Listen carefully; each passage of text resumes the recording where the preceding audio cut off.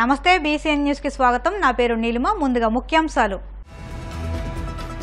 AP అభివృద్ధికి చిత్తశుద్ధితో పనిచేస్తున్నాం స్పష్టం చేసిన కేంద్ర సహాయ మంత్రి పెమ్మసాని చంద్రశేఖర్।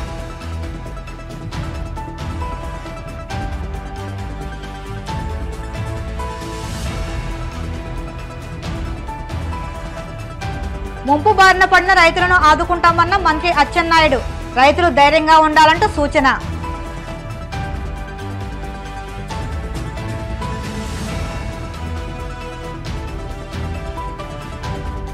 రాష్ట్రంలో విద్యాభివృద్ధికి అధిక ప్రాధాన్యం స్పష్టం చేసిన పెద్దాపురం ఎమ్మెల్యే చినరాజప్ప।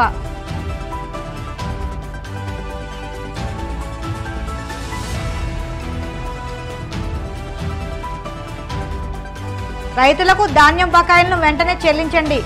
ఏలూరు జిల్లా కలెక్టర్కు విన్నవించిన రైతు సంఘాలు। ఏపీ అభివృద్ధికి ప్రభుత్వం చిత్తశుద్ధితో కృషి చేస్తుందని కేంద్ర సహాయ మంత్రి పెమ్మసాని చంద్రశేఖర్ పేర్కొన్నారు। అమరావతి పోలవరం ప్రాజెక్టులను కూటమి ప్రభుత్వం ఎంతో ప్రతిష్టాత్మకంగా తీసుకుని అభివృద్ధికి అడుగులు వేస్తుందని వెల్లడించారు। ఇటీవల నిర్మలా సీతారామన్ ప్రకటించిన బడ్జెట్లోనూ ఏపీకి అధిక ప్రాధాన్యత ఇచ్చారని అన్నారు। రాజధాని అమరావతి నిర్మాణానికి 15,000 కోట్లు, పోలవరం ప్రాజెక్టుకు ఎంత ఖర్చైనా భరిస్తామని కేంద్రం హామీ ఇచ్చిందని తెలిపారు। 2,500 కోట్లతో రైల్వే జోన్ మంజూరైందని, 12,000 కోట్లతో అమరావతి ఔటర్ రింగ్ రోడ్ నిర్మాణానికి కేంద్ర మంత్రి నితిన్ గడ్కరీ ఆమోదం తెలిపారని అన్నారు। వివిధ ప్రాజెక్టుల రూపంలో దాదాపు 80,000 కోట్ల నిధులు ఆంధ్రప్రదేశ్ రాష్ట్రానికి రానున్నాయని చెప్పారు। మొట్టమొదటిగా పేదవారి కోసం, యువత కోసం, రైతుల గురించి, వారి సమస్యల పట్ల పూర్తి అవగాహనతో బడ్జెట్ ప్రవేశపెట్టినటువంటి ప్రధానమంత్రి మోదీ గారికి, నిర్మలా సీతారామన్ గారికి, అదేవిధంగా గత 10 సంవత్సరాల్లో ఈ రాష్ట్రానికి రావాల్సినటువంటి నిధులన్నిటినీ కూడా నెల రోజుల్లో కష్టపడి ఎలక్షన్కి ముందు ఒక ముందు చూపుతో, అదేవిధంగా ఎలక్షన్ అయిపోయిన తర్వాత ఒక స్ట్రాటజీతో సాధించుకున్నటువంటి నిరంతర శ్రామికులు శ్రీ నారా చంద్రబాబు నాయుడు గారికి, అదేవిధంగా పొత్తులో భాగస్వామ్యమై ఈ రాష్ట్ర ప్రభుత్వాన్ని ముందుకు తీసుకువెళ్ళడంలో ముఖ్య పాత్ర పోషిస్తున్నటువంటి పవన్ కళ్యాణ్ గారికి, అందరికీ కూడా నా హృదయపూర్వక కృతజ్ఞతలు। ఈ బడ్జెట్ గురించి ఇండియాని లాస్ట్ 10 ఇయర్స్ నుంచి తీసుకుంటే, ముఖ్యంగా లాస్ట్ 5 ఇయర్స్లో ఏం జరుగుతుంది అంటే జీడిపి బాగా పెరుగుతుంది। ఆల్మోస్ట్ 8% దాటిపోయింది ఈరోజు ఇండియా జీడిపి। ఫిస్కల్ డెఫిసిట్ వచ్చేసి లోయెస్ట్ ఉంది ఈ రోజున, ఇంతకుముందు అన్ని సంవత్సరాలతో పోలిస్తే। ఇన్ఫ్లేషన్ తీసుకున్నారనుకోండి 5.4%కి వచ్చింది, ఒకప్పుడు 6.7 ఉండేది కూడా 5. అంటే గ్రోత్ బాగుంది, ఇన్ఫ్లేషన్ తగ్గింది, ఇవన్నీ గుడ్ ఫ్యాక్టర్స్ ఉన్నా కూడా ఈ రోజున అన్ఎంప్లాయ్మెంట్ అనేది కొద్దిగా సమస్యగా ఉంది। రెండోది రైతులు అక్కడక్కడ ఇబ్బంది పడుతున్నటువంటి మాట వాస్తవం। ఇందులో తీసుకుంటే మొట్టమొదటిగా యూత్కి ఎంప్లాయ్మెంట్ కోసం ఏం చేశారు అనేది చూస్తే దాదాపుగా 4 కోట్ల మంది యూత్ని ఎంప్లాయ్మెంట్ క్రియేట్ చేయడం కోసం 2 lakh crores ఇందులో బడ్జెట్లో తీసుకొచ్చారు। ఇందులో ఏ విధంగా తీసుకొస్తున్నారంటే దాదాపుగా 1000 ITI ఇన్స్టిట్యూట్స్ని, ట్రైనింగ్ ఇన్స్టిట్యూట్స్ని అప్గ్రేడ్ చేయబోతున్నారు। ఈ విధంగా యువతకు తీసుకురావటం, అదేవిధంగా మీరు ఇండస్ట్రీస్ తీసుకుంటే 100 మేజర్ సిటీస్లో ఇండస్ట్రియల్ పార్క్స్ బిల్డ్ చేయాలని చూస్తూ ఉన్నారు ఈ బడ్జెట్లో। అదేవిధంగా 12 నేషనల్ ఇండస్ట్రియల్ కారిడార్స్ పెడతా ఉన్నారు। ఇంకా రోడ్లు లేని ప్రాంతాల్లో రోడ్లు వేసే విధానం ఒకటి। అదేవిధంగా కరెంటు బిల్లులు, ఈ రోజున కరెంటు బిల్లులు చాలామందికి భారంగా అయిపోయినాయి, ముఖ్యంగా ఆంధ్ర రాష్ట్రం లాంటి ప్లేసుల్లో సోలార్ పవర్ సబ్సిడీస్ తోటి దాదాపుగా 1 కోటి మందికి 300 యూనిట్లు ఆల్మోస్ట్ ఫ్రీగా వచ్చే విధమైనటువంటి పథకాన్ని ప్రవేశపెట్టారు। 1 కోటి మందికి ఇది చేస్తే ఆల్మోస్ట్ 1.28 crores అప్లికేషన్స్ వచ్చినాయి। అంటే ఈ పథకం ఎంత మంచి పథకం కూడా మీరు అందరూ ఒకసారి ఆలోచించాలి। ఈ పథకాలన్నిటినీ కూడా రాష్ట్ర ప్రభుత్వం కనుక ప్రాపర్గా మేనేజ్ చేసుకొని నిధులు ఇస్తే కొన్ని వేల కోట్ల రూపాయలు పనులు చేయొచ్చు। జల్ జీవన్ మిషన్లో రాష్ట్రానికి దాదాపుగా 14,000 కోట్ల రూపాయలు అలకేట్ చేస్తే జగన్మోహన్ రెడ్డి గారు 2,000 కోట్ల రూపాయలు మ్యాచింగ్ గ్రాంట్ వాడి చేసుకున్నారు, 12,000 కోట్లు వదిలిపెట్టేశారు।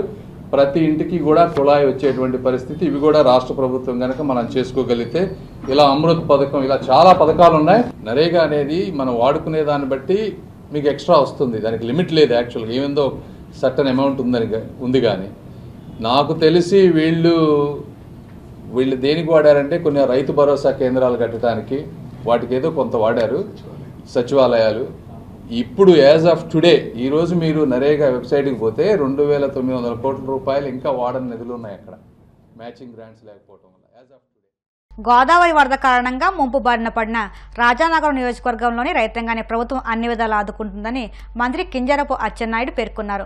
తూర్పుగోదావరి జిల్లా సీతానగరం మండలం రాపాక గ్రామంలో మంత్రి Atchannaidu, Rajanagaram MLA Battula Balaramakrishna, Telugu Desam party incharge Boddu Venkataramana చౌదరితో పాటు గోదావరి ఉధృతి కారణంగా నీట మునిగిన పంట పొలాలను పరిశీలించారు. ఇటీవల జరిగిన శాసనసభ సమావేశాల్లో రాజానగరం నియోజకవర్గం సీతానగరం మండలంలో గోదావరి వరదల కారణంగా ముంపు బారిన పడిన పంట పొలాలు, అన్నదాతల కష్టాలను ఎమ్మెల్యే బాలరామకృష్ణ ప్రభుత్వం దృష్టికి తీసుకువెళ్లారు.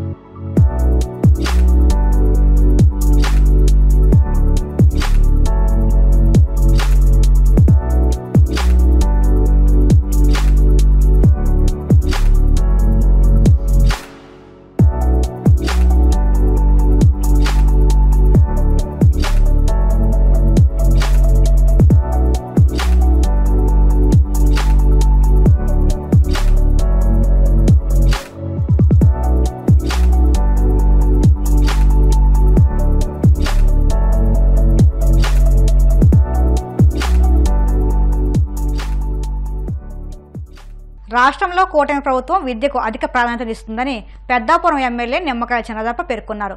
కాకినాడ జిల్లా పెద్దాపురం పట్టణ పరిధి పద్మనాభ కాలనీలోని ప్రభుత్వ బాలిక ఉన్నత పాఠశాల విద్యార్థులకు స్టూడెంట్స్ కిట్స్ పంపిణీ చేశారు. ఈ కార్యక్రమానికి ముఖ్య అతిథులుగా ఎమ్మెల్యే చినరాజప్ప, జనసేన పార్టీ జిల్లా అధ్యక్షులు తుమ్మా రామస్వామి, బీజేపీ నాయకులు విత్తనాల వెంకటరమణ, మున్సిపల్ చైర్పర్సన్ బొడ్డు తులసి మంగతాయారు, ఎంపీపీ పెంకే సత్యవతులు పాల్గొన్నారు. ఈ సందర్భంగా ఎమ్మెల్యే రాజప్ప మాట్లాడుతూ ముఖ్యమంత్రి చంద్రబాబు విద్యకు ప్రాధాన్యతనిస్తూ రాష్ట్రంలో ఇంజనీరింగ్, వైద్య కళాశాలలకు పెద్ద ఎత్తున ప్రారంభించేందుకు కృషి చేస్తున్నట్లు తెలిపారు. మళ్ళీ గవర్నమెంట్ వచ్చింది, మా గవర్నమెంట్ వచ్చింది, మళ్ళీ స్కూల్కి రావడం జరిగింది. ఎందుకంటే ఈ స్కూలు నేను ఓపెన్ చేశాను, ఆ రోజు ఈ స్కూల్ చూసి సంతోషించాను కూడా. చాలా బాగా మంచి స్కూల్ ఉంది, బాగా పిల్లలు చదివి కూడా ఉన్నారు. అందరూ కూడా చెప్పి ఎప్పుడు కూడా ఈ స్కూల్ గురించి చెప్తా ఉంటాం. మీరందరూ కూడా బాగా చదవండి, బాగా చదివి ప్రభుత్వం కూడా పూర్తి సహకారం ఇస్తుంది. నీకు ఇవాళ మీ ఎవరి మీద తల్లిదండ్రుల మీద బడ్డలు లేకుండా పుస్తకాలు కానీ, బ్యాగ్ కానీ, జోడు కానీ, షూస్ కానీ, అలాగే షార్ట్స్ కానీ, ఇంకా బెల్ట్ కానీ ఇవన్నీ కూడా గవర్నమెంట్ ఇస్తుంది. మీకు అందరూ కూడా తల్లిదండ్రుల మీద ఆధారపడకుండా మీరు ప్రభుత్వం ఎత్తండి, బాగా చదువుకోమని చెప్పి. రెండు, మీరు ఇక్కడ ప్రైవేట్ స్కూల్స్ లో చాలా మంది మా పిల్లడు బస్సులో వెళ్తున్నాడు, కారులో వెళ్తున్నాడు అని చెప్పి చాలా మంది పిల్లలు బాగా చదువుతారు. కానీ ఈ స్కూల్లో బాగా టీచర్స్, క్వాలిఫైడ్ టీచర్స్ ఉన్నారు, బాగా చెప్పే టీచర్స్ ఉన్నారు. ఈ స్కూల్ నుంచి వెళ్ళిన వాళ్ళు పెద్దోళ్ళు కూడా పెద్ద పెద్ద పొజిషన్ లో కూడా వెళ్ళిన వాళ్ళు ఉన్నారు. కొన్ని స్కూల్స్ అయితే చాలా బాధాకరం. ఎండిఓ గారు ఇక్కడ ఉన్నారు, ఇక్కడ తిరుపతి విలేజ్ లో ఒక 6 ఉన్నారండి ఒక స్కూల్లో. అలాగే చంద్రమాపల్లిలో చాలా మంది కూడా ఉన్నారండి. ఒకసారి చెక్ చేయండి, వెళ్ళి మీరు చెప్పండి, ఆ గ్రామస్తులకి చెప్పండి. మీరు కనుక పిల్లల్ని జాయిన్ చేయకపోతే మీ స్కూల్ మార్చేస్తానని చెప్పండి, బెదిరించకపోతే కానీ పిల్లలు బయట నుంచి పరిస్థితి రావాలి. ఎందుకంటే డబ్బులు ప్రభుత్వం, టీచరు, స్కూలు, ఓ టీచర్ని అక్కడ పెట్టి 6 చదివించడం అంటే మన ప్రభుత్వం మీద భారం అవుతుంది. ఎంతైనా సరే ఎలా ఖర్చు పెట్టడానికి ప్రభుత్వం ఉంది, అది 10 మంది ఉపయోగపడే విధంగా.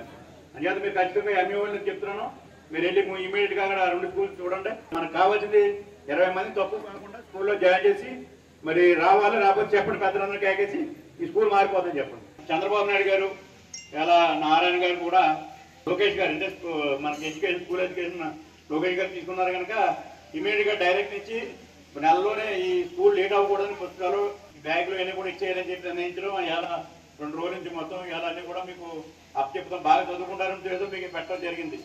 మీరు చదువులో బాగా ఉండాలి, గేమ్స్ లో బాగా ఉండాలి, సాంస్కృతిక కార్యక్రమాల్లో ఉండాలి, డిబేట్ లో ఉండాలి, అందరూ కూడా బాగా ఉండాలి. గత 5 సంవత్సరాల కింద ఇక్కడికి వచ్చినప్పుడు ఒక ముస్లిం స్టూడెంట్ మరి భగవద్గీత చెప్పింది.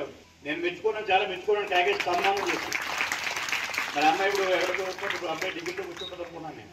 మరి అలాగా అన్నిటిలోనే మనం అన్నిటిలోనే బాగా చదువుకోవాలి. అలా మీరందరూ కూడా బాగా చదవండి. ఇవాళ మీరు చదువుకుంటే బాగా చదువుకున్న వాళ్ళందరికీ ఉద్యోగాలు ఉన్నాయి, ఐటీలు ఉన్నాయి. డాక్టర్ చదువుకున్నానికి అవకాశం ఉంటే డాక్టర్ గవర్నమెంట్ పోస్టులు ఉన్నాయి. ఇవాళ కనమైన పోస్టులు, ఇవాళ ప్రైవేట్ పోస్టులు ఉద్యోగం రాదు. అదే మీరు బాగా ఎక్కడ చదువుకోవాలంటే ముందు ఎలిమెంటరీ స్కూల్లో బాగా స్టాండర్డ్ బాగా పెంచుకోవాలి. పెంచుకుంటే మీకు చాలా వస్తుందని చెప్పి తెలియదు. మధ్యాహ్న భోజన పథకం ఆయన ఇచ్చిన పథకం దొక్క చిత్తం పేరు